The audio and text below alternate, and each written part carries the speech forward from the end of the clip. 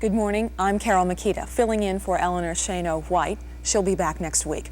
On our program, we're going to take a look at a disturbing aspect of our society, juvenile crime, from 3 different viewpoints. A juvenile officer who is helping young people, 2 young people who are trying to stay out of a life of crime, and also a segment of a program we will be showing here on TV 53 called Scared Straight. It's life sentence convicts trying to persuade young people to stay out of prison. Also, part 3 in our Depression series, Eleanor on tape for that. Join us for Good Day Pittsburgh.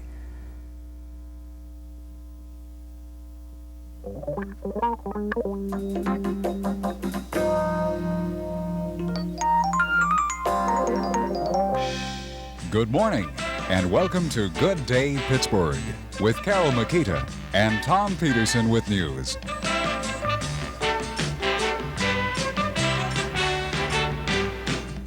Before we examine juvenile crime on Good Day Pittsburgh, we're going to go to Tom Peterson, who has our mid-morning news report. Good morning, Tom. Good morning, Carol. Good morning, everyone. That County Common Pleas Court hearing into whether or not Dr. Cyril Weck should turn over morgue records to County Controller Jack Lynch continues this morning in Common Pleas Court. Judge John Flaherty had sought yesterday to have attorneys for both sides reach an agreement in the subpoena issue, but they failed to do so. Dr. Weck claims the records are private, not public, and to disclose them would violate confidentiality. Striking Conwell workers at the Beaver County Conway yards have been ordered to show cause why they should not be held in contempt of court for failing to obey a court order directing them back to work. The United Transportation Union struck over the firing of 1 employee and the suspension of 3 other workers. Meanwhile, Conrail has been ordered to drain a 40-foot deep lake of sewage located near the Conrail tracks in North Braddock. The problem is the result of a blocked culvert in that area. Conrail is presently draining the lake. A strike that began at one Barnes & Tucker Coal Company mine in Cambria County yesterday is spreading to all Barnes & Tucker facilities this morning. The Allegheny County Commissioners are expected to decide today which of 2 development firms will be awarded that prize county land on Grant Street. Oxford Development Company wants to build this skyscraper plant on the site, while Hillman Company wants to construct these twin 50-story office towers. Pittsburgher Daniel Dunn has been sworn in as a new state police commissioner. A coalition of Pittsburgh area residents has invited the new Secretary of Transportation, Dr. Thomas Larson, to the city for a tour of pothole-riddled highways. And they want to know what the new secretary's plans are for repairing those potholes. Meanwhile, Dr. Donald Deep, Moon Township area school superintendent, said yesterday 3 bus runs in the district will have to be halted because parents are fearing for the safety of their children due to the pothole problem. He'll present a plan Monday for alternate routing and special pickup points for children. Several bus accidents this week resulted from the bad potholes. The man who gained national attention last year when the Carter administration removed him from Philadelphia's U.S. Attorney's post, David Marston, will seek the GOP nomination for mayor of Philadelphia. In sports last night, Pitt over Villanova 77-64 and Rutgers beat West Virginia 55-52 in Eastern 8 semifinal tournament action. It's Pitt versus Rutgers in the Eastern 8 finals on Saturday night. That's the news in sports. Thanks for being with us. Now back to Carol. Thank you, Tom. For those of you who are into astrology, it's time now to check in with Harriet Friedlander, who's been reading the stars, see what's in store for you today. March 2nd, Aries. Shop for home furnishings today. Replace worn-out items with bright new ones. Taurus. Something you may read today could give you some useful information. Keep alert. Gemini. A quiet day can give you time to catch up on your correspondence. Write some letters now. Cancer. An older person may be anxious to hear from you. Make a telephone call. Leo. Make an effort to get your work done early today, then you can relax. Virgo. Pay taxes or legal fees now. It can ease your mind to have it done. Libra. Be a good listener today. Someone may need a friend to talk to. Scorpio. Go along with someone's ideas now. You can make a deserving person happy. Sagittarius. Concentrate as you go about your work today. Don't forget some important details. Capricorn. A social event can be more pleasant than you expect. Go and enjoy yourself. Aquarius. Some work you may do at home now may be well worth the effort. Pisces. Listen intently to some information you may receive in a telephone call today.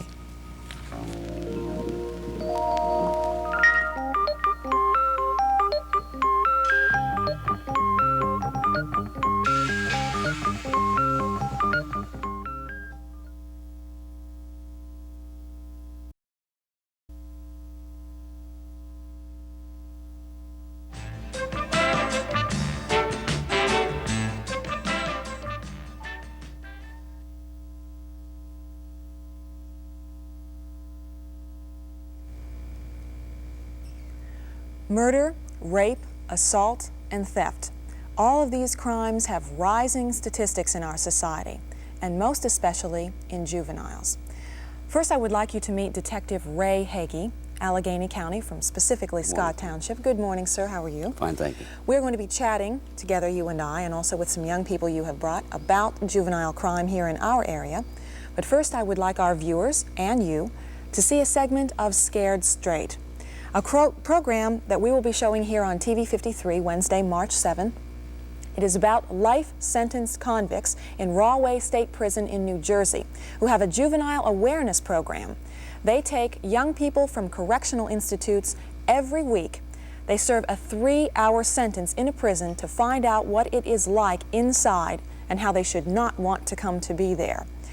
The segment contains strong language, and if it would be offensive to you, I suggest that you would just pause for a couple of minutes. Right now, we'll go to that segment.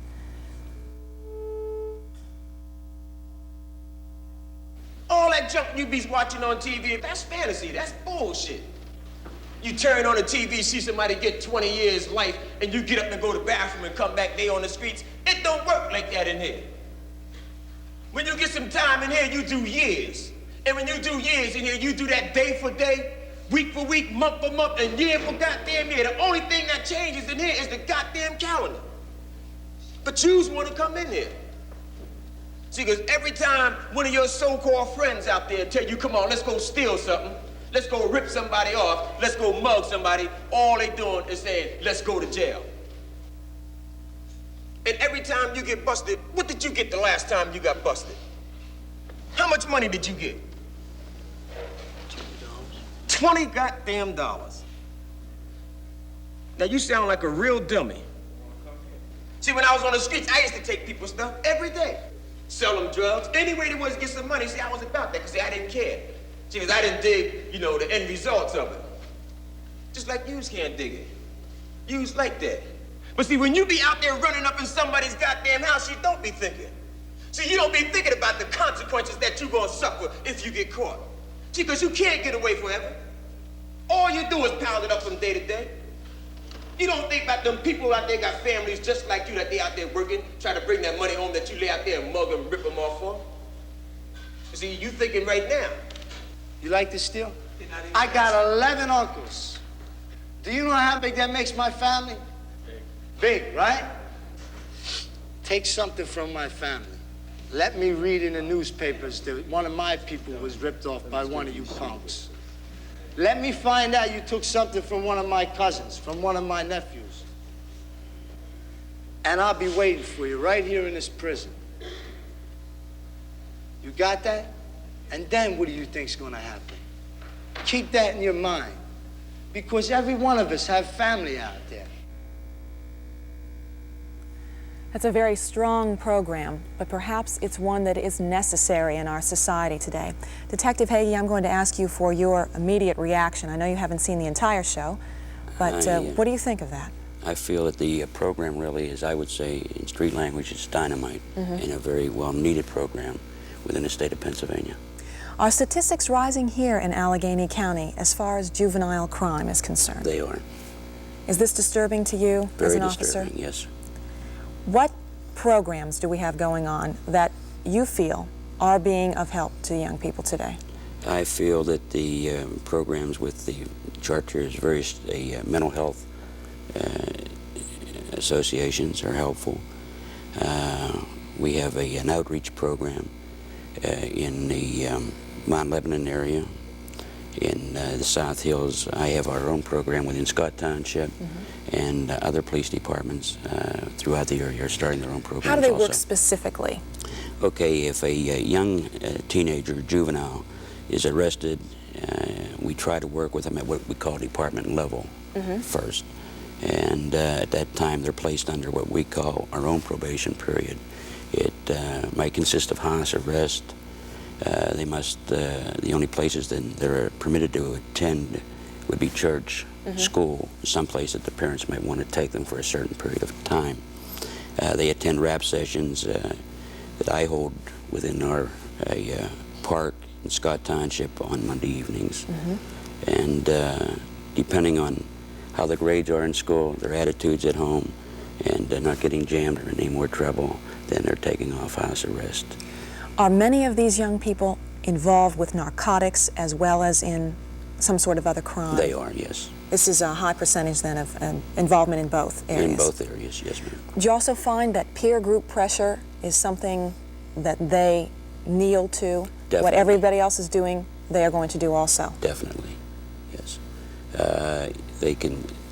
A lot of the teenagers today want to experiment. A lot of them do not want to experiment with, but within time, if they hang with the peers that are experimenting, they will sooner or later start to experiment themselves and get involved. Do many of the young people in your care come from homes in which there are problems in the home also? I'd say 50%. 50% of them. What is the success rate of your program, do you feel? I feel that we have anywhere between a 50 to 75% success rate. Well, that is certainly very high. That speaks well of itself. That is in Scott Township. Yes, ma'am. You have brought with you 2 young people who are going to discuss with us their program with you, right? Yes, ma'am. Good. And we will be back to discuss that in just a moment.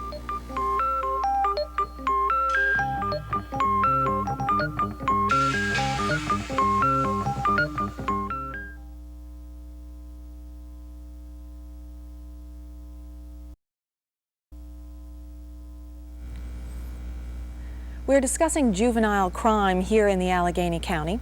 Detective Ray Heagy, who is a juvenile officer, has brought with him 2 young people who are involved in crime but also are involved in a program to help them. We're keeping them in shadow today so they are not easily recognizable and we can chat with them freely. Thank you for being with us. We've also changed their names so that you will not easily recognize them. John, tell me how old you are. 13. What sort of a situation brought you to become arrested? Well, I was just hanging around with these people that was always in trouble. And then one of them was in his program. One of them was in Detective Heagy's program? Yeah, and then up in the middle school, that's when we started getting too rowdy. And then I just got put away. Have you been involved with drugs, stealing, or what specifically were you arrested for? Damaging property. Damaging property, okay. How old are you, Jill? 15. And what brought you to Detective Heagy? How did you come to be arrested? Shoplifting. You were shoplifting? Yeah. And also, Detective Heagy, both of these young people are under your care. They are. And what program are they involved with? They're involved within my own program, okay. John had been involved with me for approximately 2 years. Jill has just come into the program within the last 2 months. What do you do with them every week? Okay, we have a rap session, a group rap session, where we sit around and we discuss the problems as far as why they began to turn on or why they got involved in the problem they did. We try to get to the basic problem. And if they are still continuing smoking marijuana or doing the drugs, what we say, behind our backs or whatever, we want them to come out in the open at the time of the rap session and discuss this. John, do you feel free to talk to Detective Heagy? Yeah. Do you think that by telling him and by having him understand that this will be of help to you? In a way. You still getting pressure from people at school? No, I'm in a private school. You're in a different school now.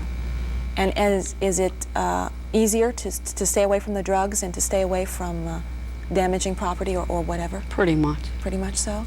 How's your family feeling about your program? I like it, so I ain't getting in trouble. Right. How about you, Jill? Is it easy for you to talk to Detective Heagy? Yeah. You feel that he is doing some good?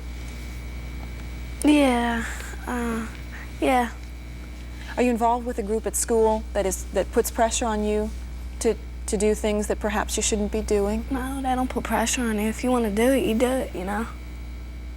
How about your family? How do they feel about this program? They're glad. Do you think that there's anything you could add to the program that might make it even better, that you could tell young people who might be watching this program, warn them about? Either one of you, John or Jill? Did you ever think you would be arrested, John? No. No. How was it? How did you feel when that happened? Scared. Yeah. How about you, Jill? Oh, I thought it was just the first time, you know, and just thought, you know, it'd be forgotten, but... But people don't forget about it. Yeah. But then I kept getting arrested more and more. More and more. And finally, do you think you understand why the program exists, why you are getting help, and why they're trying to keep you out of eventual prison? Did it frighten you to be arrested, Jill? Not really. It didn't frighten me. It was like, I didn't know what was going on, really, you know? And I just thought... Detective Heagy, do you find confusion among the young people as to, gee, I didn't really know what I was getting myself into here? Yes, I believe this is the problem, you know, and at times you can explain to them why you're running a program or what you're trying to accomplish with that program, and they don't understand to the fullest. I know that Jill does not understand it. Mm-hmm. She's only been in the program a short time, and although I see some positive motivation, I talked with the principal yesterday, and within the last 2 weeks he's noticed a positive motivation in the girl. She still is not fully aware of what our program stands for. I feel that John here is. Mm-hmm. Okay, John's gone through the program. He was involved in the use of marijuana also. He no longer smokes grass or gets involved. He has not been a problem within our community, and I'm very proud of him. I'm very proud of the work that he's done for himself. Okay. And I'm equally as proud of Jill for the short time she's been in the program also. John, you were in a correctional institution for a while. How was that experience? I didn't like it at all, but it taught me something. Mm-hmm. How were the other young people in there with you? How did they feel about it? Some was glad, some was mad. Yeah. It's a kind of a strange experience, isn't it? Thank you, all three of you, for coming on and being so frank with your answers. And perhaps you will help some young people out there. We'll be right back.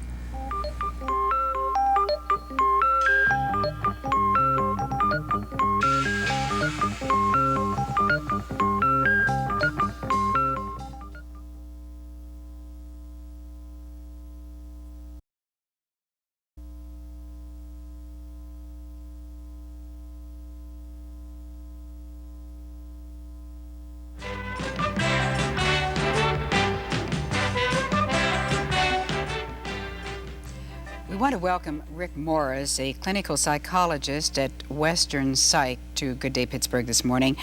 Rick is here for part 3 in our series on depression, and we're going to deal specifically with depression in the elderly today. Rick, tell me, is it more common for an older person to suffer from depression? No, really it is. Probably, unfortunately, most psychopathologies increase with age, and depression seems to be one of the most common. A lot of the studies have been done show that up to 1 in 5 older people can suffer from a depression. Why? Well, there's a lot of theories. We really don't know, to tell you the truth. A lot of theories say that it's genetically based, and a lot of theories say that it's stress-based. A lot of stress accumulates as you get older, that naturally as you get older you tend to lose more friends, more relatives, and you lose more the work role. Your whole idea of role in society is lost, and that becomes a depression later. But you know, it's very hard to buy either of those theories. It's probably a combination of both. Probably certain people are predisposed towards depressions, and with enough stress or with the right factors tend to be depressed later. Rick, do you put any of the blame on our society, a society that applauds youth and really pays little attention to the older citizen?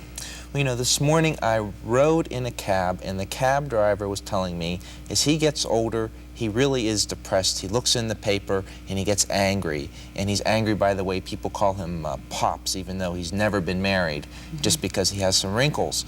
Well, you know, I think that's a factor. In other words, I think there's a lot of reality issues in society that can cause people to feel depressed. But that's a little bit different than having a depressive illness as you get older. I think the feeling depressed is an appropriate reaction to the way society does view older people. But having a depressive illness is a little bit more serious. Now, you say that some of the depression is stress-related. Is there anything that a person can do to guard against this depression in older age by trying to cope with problems as they go along? I've always heard, well, with every problem that you face, you become stronger. Yeah. I'm amazed and awed by the older age group the more I work with them, because of the amount of people there that really can relate very well and cope very well with the amount of stress that they do have. But I think you have to recognize that some people, for no matter what reason, and no matter if there is stress or not stress, just have a depression. And when I say that, I mean more than just the affective things we've been talking about, more than just feeling blue and angry or apathetic or hopeless or pessimistic.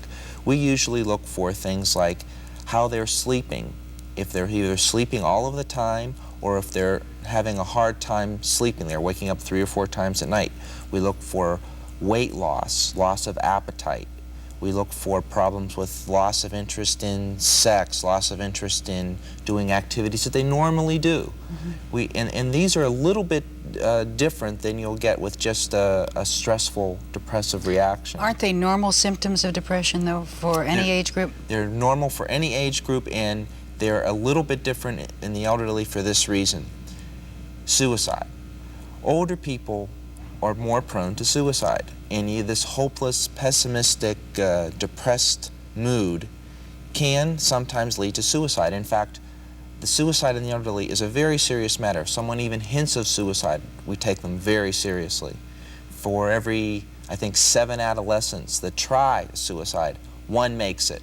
But the ratio of success in attempts for older people is almost 1 to 1. Almost every attempt is a success in a suicide. So we take depression very seriously in old age. Rick, does loneliness contribute to depression? I think 2 things. Loneliness can contribute to a depression, and being depressed can contribute to loneliness. When you are depressed, you tend to be more isolated. You cut off contacts with your friends. You're more irritable sometimes, and that leads to more isolation, more loneliness than you had before. All right, how about physical illness? Naturally, this can cause depression at any age. The elderly person is more prone to physical illness. Isn't it a vicious circle? If you are not feeling well physically, it's very difficult to pick yourself up by your bootstraps and say, okay, I'm going to make a phone call, I'm going to share an afternoon with a friend. So then this leads to withdrawal, which in turn could lead into depression. You know, it's a very good question, because it's a very complex answer too. A lot of things. First of all, if you are depressed, you tend to see more hypochondriasis in this age group. What is hypochondriasis? Hypochondriasis basically is saying that you feel lousy and things hurt, but you go to a doctor and the doctor says there's no reason for it, but you still say, I feel lousy. Well, we take that seriously too, because people tend to deteriorate physically when they feel lousy, even though there's no physical cause. The other thing is certain physical problems can make you feel depressed, and instead of doing something about it, you just say, well, I'm depressed, it'll go away, I don't feel good, it'll go away, instead of getting a good physical examination and seeing if there's something that can be done. For instance, a very common drug for high blood pressure, reserpine, can cause a depression if given in the wrong dose. So there's medical issues involved too. Is there a special kind of treatment for the elderly person suffering a depression? There's probably 2 treatments that we like to use. One is drugs. There's very safe drugs for older people that can help. Mood-elevating type drugs? They're not necessarily mood-elevating. These drugs are antidepressants, and there's a theory that says that basically they help offset the chemical imbalance in the brain when people have depressed. But the thing is, let's say a middle-aged person you would give 150 milligrams of a certain drug to an older person you give maybe 25 milligrams of the same drug. The older person excretes drugs slower throughout their system, and the problem is sometimes you get people giving them the same dosage as they would a middle-aged person, and that's not safe for them. And so we try to give them a very slow, cautious, safe dosage, and that helps. But there is help available then? Help is available. You know, depressions have a beginning, a middle, and an end. They're eminently treatable, and they go away. And so drugs can help. And if you can't have drugs, if there's some medical reason why you can't have drugs, there are other ways to treat it. And even in an older age group, we tend to use about 10% of electroconvulsive therapy. And if you've ever seen the movie One Flew Over the Cuckoo's Nest, that is not what electroconvulsive therapy is. It's a very safe procedure too. Rick Morycz, I want to thank you so much for stopping by this morning. If there is someone in our audience, an older person suffering from depression, pick up the phone. Call Western Psychiatric Institute. Say you saw Rick Morycz and say, don't be afraid to say, I might need some help. On our next Good Day Pittsburgh, Eleanor's guests will be representatives from the Greater Pittsburgh Sexuality Council, discussing new methods in childbirth and also the infertile couple and how they can get help. Also, Vogue patterns. You know the new designer fashions? You don't have to buy them. You can make them. All this and more on Good Day Pittsburgh every day from 10:30 to 11. Have a good weekend.